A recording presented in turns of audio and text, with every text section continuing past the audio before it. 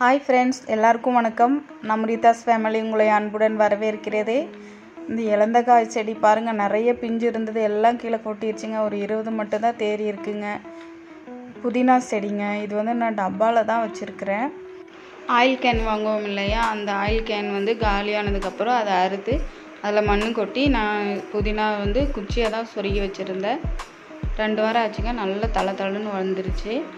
இதிலே பண்ணைக்கீரையும் முளைச்சிருக்குங்க. இந்த கீரை பார்த்திங்கன்னா விதை போட்டு விட்டுருந்தேன் நான். அது நல்லா முளைச்சி வந்துருச்சு பாருங்கள். நல்லா அப்படியே மயில் இருக்க மாதிரி அழகாக இருக்குதுங்க பாருங்கள். இதிலே ரோஸ் குச்சி இருக்குது பாருங்கள். இது நான் கட்டிங் பண்ணி இதில் வச்சு சொருகி வச்சுருக்கிறேன். நான் மண்ணில் வைக்கிறத காட்டில் இது போல் டப்பாக்குள்ளே வச்சேன்னா எந்த செடியாக இருந்தாலும் பதியம் போடுறது எனக்கு ஈஸியாக இருக்குது. சீக்கிரம் வேர் பிடிச்சி வர்றதுக்கும் இது பண்ணைக்கீரை விதை எங்கள் பாட்டி ஊர்லேருந்து கொடுத்து விட்டாங்க. அது நான் விதைச்சது ஒரு பக்கம், முளைச்சது ஒரு பக்கம்ன்ற அவங்க நினச்ச இடத்துலலாம் முளைச்சிட்ருக்குறாங்க. இதில் பூச்சி தாக்குதல் வேறீங்க. இந்த பூச்சியை எப்படி தான் நான் சமாளிக்கிறதுன்னு எனக்கே தெரியல. அதுவும் இந்த மழை காலம் வந்துச்சுன்னா ரொம்ப பூச்சி தாக்குதலுங்க. இந்த கொஞ்சம் செடி வச்சு நம்மளால் சமாளிக்க முடியல, பராமரிக்க முடியலன்னா விவசாயிங்கள்லாம் எப்படி தாங்க தாக்கு பிடிக்கிறாங்க. உண்மையாலுமே அவங்க கிரேட்டுங்க. இந்த கீரையிலே 2 வகை இருக்குதுங்க. ஊசி பண்ணைக்கீரை, அப்புறம் இந்த மயில் இருக்க மாதிரி ஒன்று.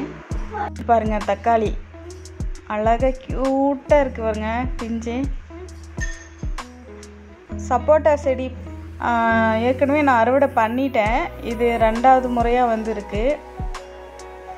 நீங்கள் நர்சரியில் போய் சப்போட்டா செடி வாங்கினீங்கன்னா நான் சொல்கிற டிப்ஸு ஃபாலோ பண்ணி வாங்குங்க.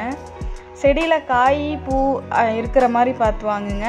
2வது உருண்டையான காயாக இல்லாமல் இது போல் நீள்வாக்கில், அதாவது கோழி முட்டை சேஃபில் இருக்கிற காயாக பார்த்து வாங்குங்க. ஏன்னா உருண்டையான காயை விட இது போல் கோழி முட்டை சேஃபில் இருக்க இந்த காய் தான் பழுக்க வச்சா நல்லா டேஸ்ட்டாக ஸ்வீட்டாக இருக்கும். இந்த டிப்ஸ் உங்களுக்கு பிடிச்சிருக்கும்னு நினைக்கிறேன். இன்னொரு டிப்ஸும் உங்களுக்கு நான் சொல்கிறேன். நம்ம விதைலாம் விதைக்கிறோம்ல, நம்ம வாங்கிட்டு விதைக்கிற எல்லா விதைகளையுமே காய வச்சு அதுக்கப்புறம் நம்ம விதைச்சா சீக்கிரம் முளைக்கும். முளைப்பு திறன் உங்களுக்கு நல்லாவே கொடுக்கும்.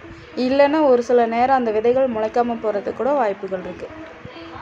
அப்புறம் செடிகளெல்லாம் பக்கெட்டில் வைக்கிறது நல்லதா இல்லை மண்ணுக்குள்ளே வைக்கிறது நல்லதான்னு பார்த்தா, அதாவது மாடி தோட்டம் நல்லதா இல்லை நம்ம தரையில் வைக்கிறது நல்லதான்னு பார்த்தா, நான் என்ன சொல்வேன்னா, எனக்கு தெரிஞ்சு மாடி தோட்டம் தான் நல்லது.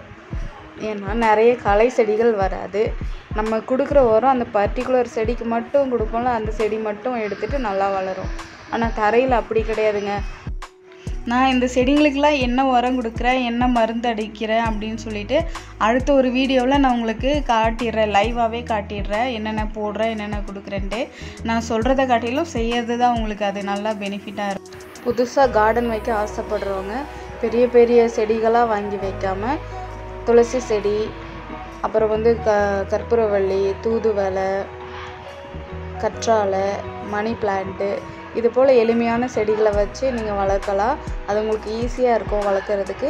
உங்களுக்கு ஆர்வத்தையும் தூண்டும். உங்களுக்கு பராமரிக்கிறதுக்கு அது ரொம்ப ஈஸியாக இருக்கும். இந்த செடிகளெல்லாம் பராமரிக்கிறது என் கணவர் தாங்க, நான் இல்லை. அவரோட கைப்பக்குவம் தாங்க எல்லா செடியும் நல்லா வளருது. தினமும் காலையில் எழுந்திரிச்சா போய் இந்த செடிங்களை பார்த்துட்டு அதுங்கக்கிட்ட பேசிட்டு கொஞ்ச நேரம் அப்படியே கார்டன் மெயின்டைன் பண்ணிகிட்ருப்பாங்க. அங்கங்கே குப்பைகள் அப்புறம் களைகள்லாம் இருந்துச்சுன்னா அதெல்லாம் க்ளீன் பண்ணிட்டு தான் இருப்பாங்க. இப்படி தாங்க நாங்கள்லாம் ஒவ்வொரு செடியும் பார்த்து பார்த்து வளர்த்துட்ருக்குறோம். நம்ம சேனலில் நிறைய வீடியோஸ் போட்டிருக்குறோங்க கார்டன் பற்றி. அதெல்லாம் ப்ளேலிஸ்ட் க்ரியேட் பண்ணி வச்சுருக்கேன். நீங்கள் செக் பண்ண மறக்காதீங்க. நம்ம சேனலை சப்ஸ்கிரைப் பண்ணிவிட்டு பெல் பட்டனை கிளிக் பண்ணிக்கோங்க. நான் அடுத்தடுத்து போடுற வீடியோக்கள் உங்களுக்கு வந்துக்கிட்டே இருக்கும். Thank you friends. தேங்க்யூ ஃபார் வாட்சிங். All is well.